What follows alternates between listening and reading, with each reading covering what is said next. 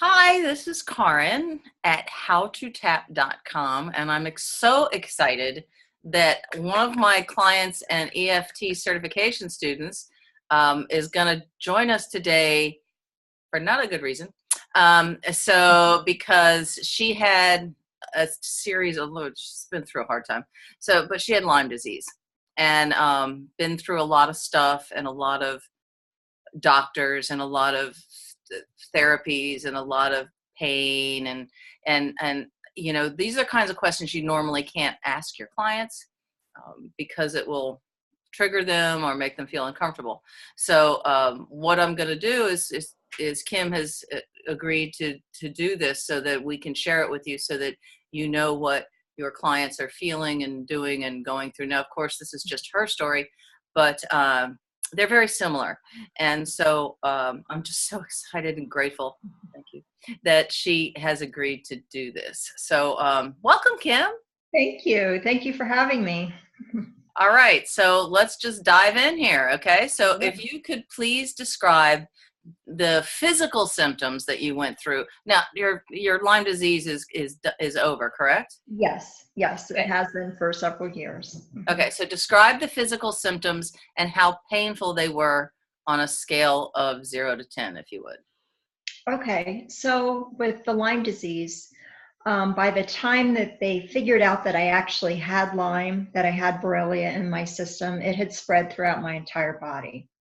So it was already in a very severe case. It wasn't like I had just gotten bitten by a tick and immediately treated. It had gone on for years and years and years.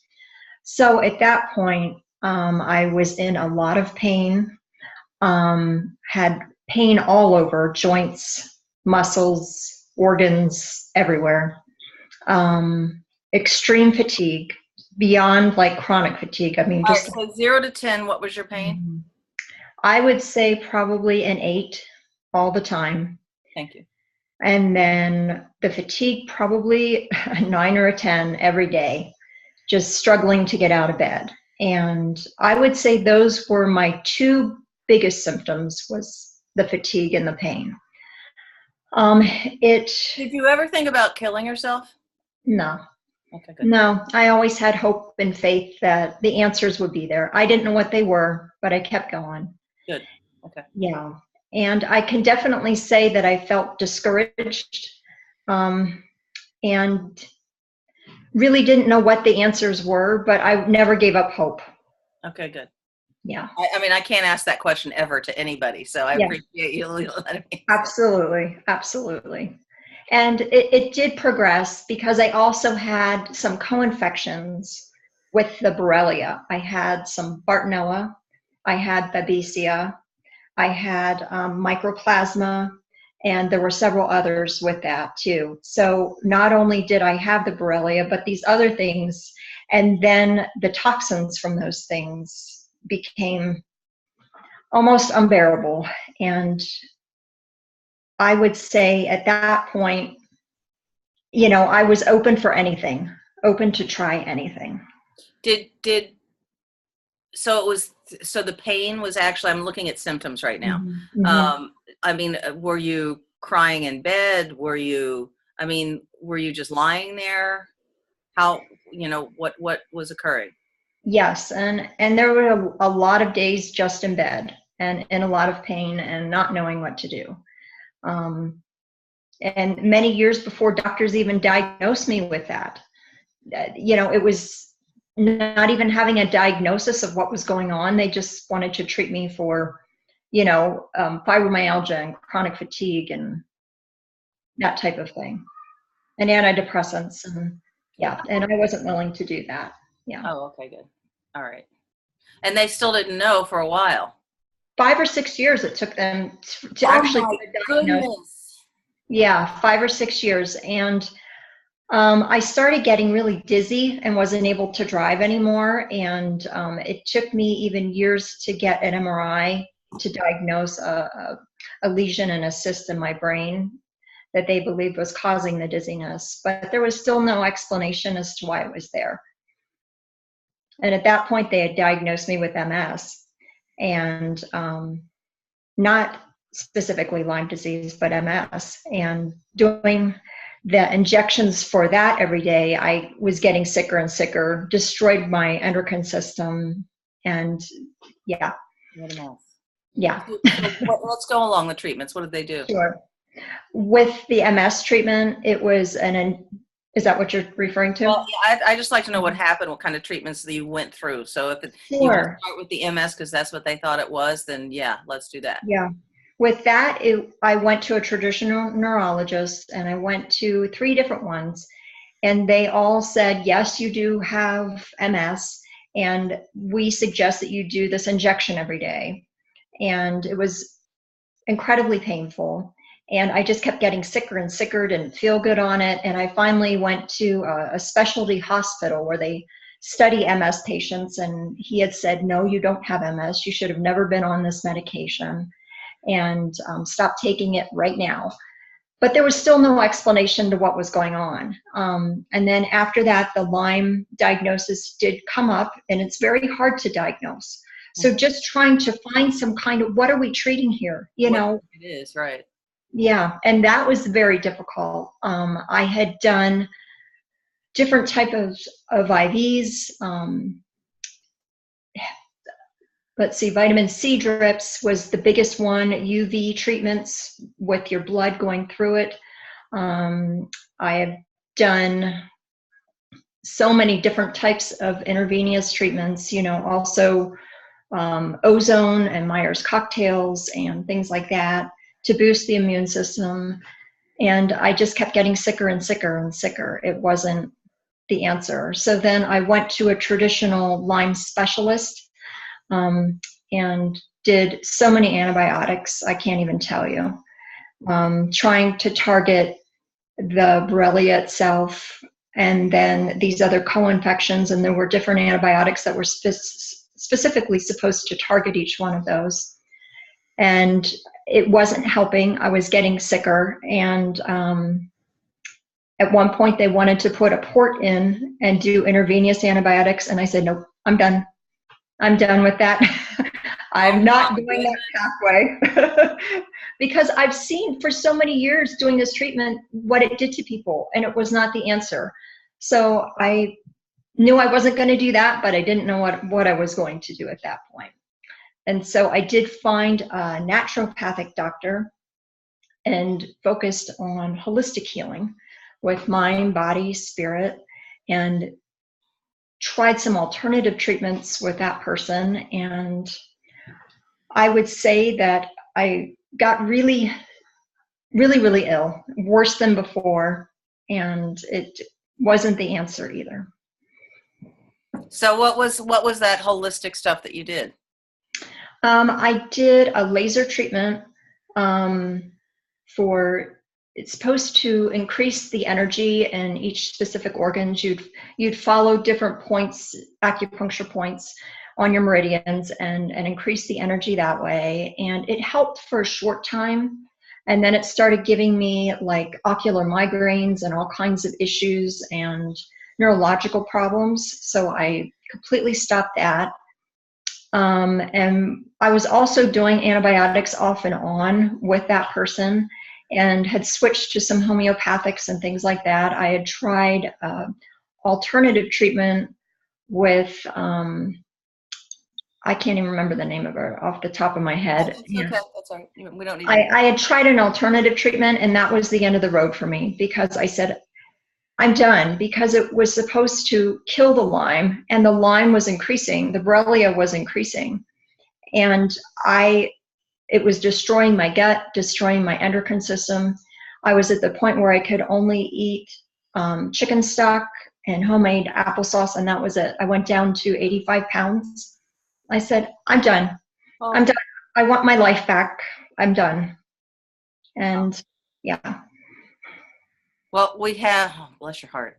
I'm going to ask you at the end of this is what actually worked, because, all right. But before that, I have some questions from some people who are trying to work with, want to work with Lyme disease and specialize it. What was the worst thing about having Lyme disease?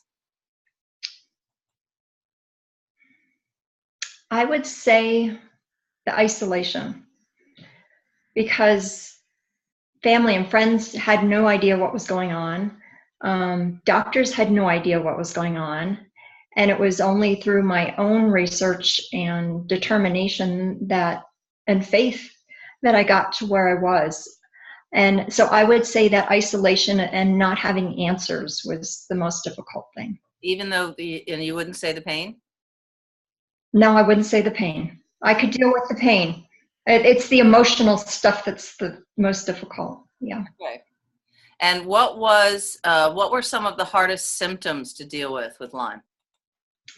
For me, it was the one co-infection that affected my vascular system. So I had a heart attack at 38 and constant breathing problems because of the mycoplasma. And I also had mold and mold toxins in my lungs and throughout my system.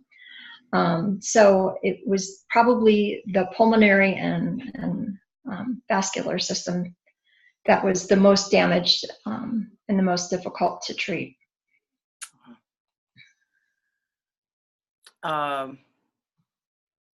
So what were the symptoms constant, or did they fluctuate? They fluctuated. I mean, there was always something crazy going on that nobody had an explanation for. I mean, not even the doctors. They're like, you know. Is that normal with Lyme? I mean, yes, it is. Yes, it is. There really isn't a whole lot of explanation or a lot of study done with it. And I know that that's increasing. And there is more knowledge about it, but to treat it is a very difficult thing. And it's an intelligent bacteria, unfortunately. Yes. Unfortunately for us, it's very intelligent. Yeah. And I'm reading from the questions that people wanted. How did the Lyme disease, well, we heard that, but if you want to add anything to it, how did the Lyme disease affect how you interacted with the world? Well, I was so exhausted that the only place I was able to go really was to a doctor's office or to an office visit. The rest of my life completely shut down. All the little tiny bit of energy that I had was taking care of myself, and that was it. Okay. And did it affect your beliefs about yourself at all? Yeah, I would say that I had more faith and trust in myself because I was the one that had to come up with these answers of how to treat different things when the doctors didn't even know. I mean, you're talking to a doctor that has no clue about what you're talking about. Right. So you have to be the one to give the suggestions of things to try. So does that mean that you believed more in yourself or less in yourself, or it was just stressful? It was extremely stressful. But it's like I felt the weight of the world on my shoulders, to be able to come up with an answer.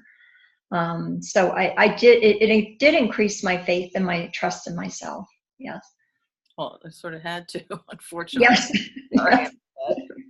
So what finally worked? It was a mindset. It was a decision that I'm done. I want my life back. I don't know what the answers are, but I know it wasn't treatment. And I know it wasn't going from doctor to doctor to doctor and putting my faith and my hope in them to fix me, to repair me. And I knew that it had to go a different direction for me to be able to survive. And so I stopped all of my treatment. I took my bruised and beaten body up to Lake Tahoe and just sat there and sat at the lake, and I felt a peace and a clarity like I've never felt before. And it gave me hope like I hadn't in a long time. It gave me direction, and it gave me encouragement to go this direction. And it focused on energy work. It focused on mind-body connection, which I hadn't put enough interest into. And I really started studying the mind-body connection and how powerful our minds were about helping to heal our bodies. And that was the direction that I decided to go. Okay. Is there a specific method, or did you just, or did you use all of them that you knew? I used a lot of different things. I tried Reiki.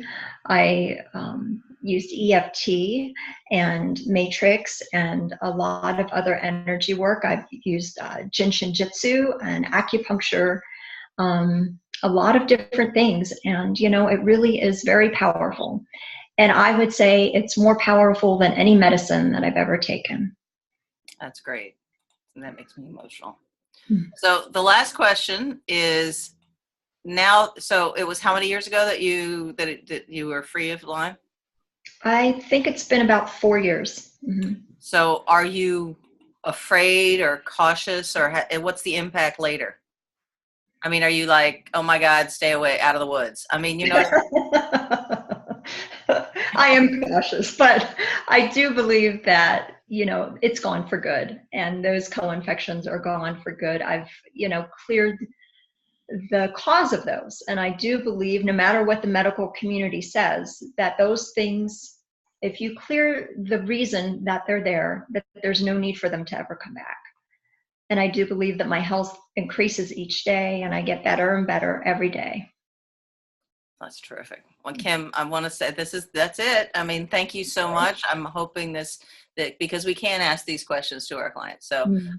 I'm really glad and thankful and grateful that because I asked you any question I needed to without Mhm. any reservation. So I'm grateful that you let me do that. And thanks so much. You're very welcome. Thanks for having me.